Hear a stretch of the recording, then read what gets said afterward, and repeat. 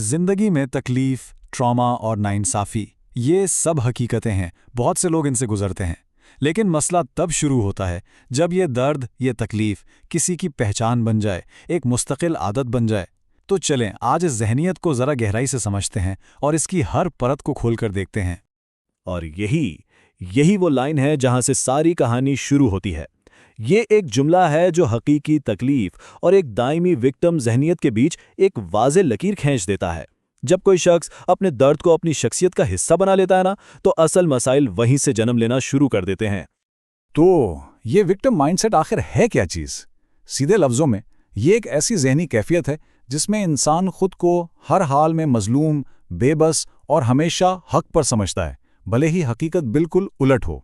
वो अपनी गलती कभी नहीं मानते और हर मसले की जिम्मेदारी किसी और पर डाल देते हैं। अच्छा, तो अब सवाल यह है कि रोज़मर्रा की ज़िंदगी में इस जहनियत को पहचाने कैसे? आइए इन 5 वाज़े निशानियों पर नज़र डालते हैं जो इस तर्ज़ अमल की साफ निशानदेही करती हैं। पहली और सबसे आम निशानी है हर वक्त शिकायत करना। ऐसे लोग हर चीज़ में कोई ना कोई कीड़ा निकाल ही लेते हैं और कभी मुतमैन नहीं होते। दूसरी निशानी है तवज्जो हासिल करने की शदीद ख्वाहिश। उन्हें हकीकी मोहब्बत से ज़्यादा हमदर्दी और तवज्जो चाहिए। तीसरा, वो हर चीज़ कंट्रोल करना चाहते हैं और अगर ऐसा ना हो तो वो जज्बाती ड्रामे या नाराज़गी का सहारा लेते हैं। चौथी निशानी है खुद तरसी, यानी ये समझना कि दुनिया के सारे दुख बस उन्हीं के लिए हैं। और पांचवीं, आप उनके लिए कुछ भी कर लें, वो कभी काफ़ी नहीं होगा और वो उसकी कदर नहीं करेंगे। ये जुमला तो आपने सुना ही होगा। ये खुद तरसी की सबसे बड़ी मिसाल है। जब कोई मुसलसल ये सोचता है कि कायनात की तमाम मुश्किलात सिर्फ उसी के लिए बनी हैं, तो ये इस बात की वाज़े अलामत है कि वो खुद को एक मुस्तकिल मजलूम के तौर पर देख रहा है। अब ज़रा देखते हैं कि इस जहनियत का ज़ाती ताल्लुकात पर क्या असर पड़ता है।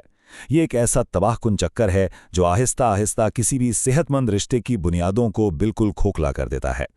शुरू में तो पार्टनर भरपूर मोहब्बत और कोशिश करता है, लेकिन मुसलसल शिकायत, मनफी रवैये और नाकदरी की वजह से वो आखिरकार थक जाता है और पीछे हटना शुरू कर देता है। नतीजा, एक खूबसूरत रिश्ता मोहब्बत की जगह तनाव, मायूसी और ख़राब कम्युनिकेशन से भर जाता है। और जैसे ही पार्टनर थककर दूरी इख्तियार करता है, विक्टिम माइंडसेट वाला शख्स फौरन कहता है, देखा, ये एक खुद साख्ता पेशिंग गोई की तरह हैं। उनका अपना रवैया ही लोगों को उनसे दूर करता है और फिर वो उसी बात को अपने मजलूम होने का सबसे बड़ा सबूत बनाकर पेश कर देते हैं। अब हम इस तज्जिये के सबसे गहरे और अहम हिस्से की तरफ बढ़ रहे हैं। असल मसला माजी में पेश आने वाला कोई वाक़या नहीं होता, बल्कि वो ज़ाविया नज़र है जो उस वाक़े ने बना दिया है। ये पॉइंट समझना बहुत बहुत ज़रूरी है।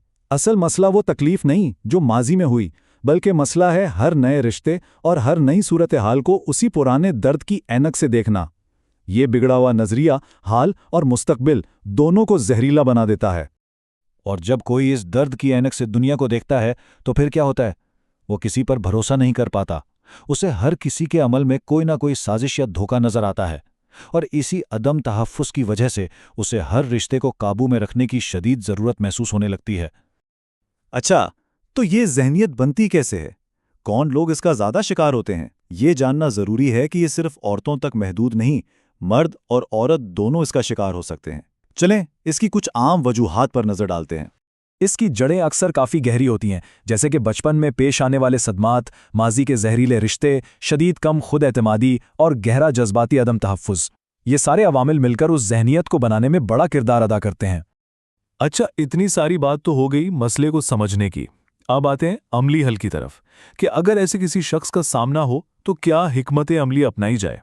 सबसे पहला और सबसे अहम सवाल तो यही है कि कोई खुद को इस मनफी चक्कर में फंसने से कैसे बचा सकता है, क्योंकि अपनी जहनी सेहत की हिफाजत सबसे पहले है। इसके लिए 3 बहुत अहम काम करने हैं। पहला, शुरू की अलामतों यानी रेड फ्लैग्स को पहचानें। अगर कोई अपने तमाम पिछले रिश्तों को बुरा भला कह रहा है तो ये एक खतरे की घंटी है। दूसरा, अपनी हुदूद मजबूत करें, नहीं कहना सीखें और हर बात ना मानें। और तीसरा, जज्बाती तौर पर फासला रखें, उनके ड्रामे का हिस्सा बनने से साफ इनकार कर दें। लेकिन सवाल ये है कि अगर इनसे बचना मुमकिन ना हो तो क्या करें? जैसे कोई फैमिली मेंबर हो या दफ्तर का साथी, तब उनके साथ बराह रास्त बातचीत को कैसे संभाला जाए? ऐसी सूरत में ये 4 बातें जहन में रखें। पहला, खुद पुरसुकून रहें, उनके जज्बात को खुद पर हावी ना होने दें। दूसरा, साफ साफ बात करें, एहतराम से बताएं कि हर चीज़ सिर्फ एक शख्स की जिम्मेदारी नहीं। तीसरा, बहुत ज़्यादा कुर्बानी देना बंद करें और एक तवाज़ुन कायम करें। और चौथा, नरमी से उन्हें भी जिम्मेदारी का एहसास दिलाएं कि रिश्ता दोनों की कोशिश से चलता है। और अब आते हैं इस पूरे तज्जिए के आखिरी और शायद सबसे अहम हिस्से की तरफ। ये वो सच्चाइयां हैं जिन्हें समझना तब्दीली और अपनी ज़ाती हुदूद के लिए इंतहाई ज़रूरी है। ये एक बहुत बड़ा सवाल है जो सबके जहन में आता है।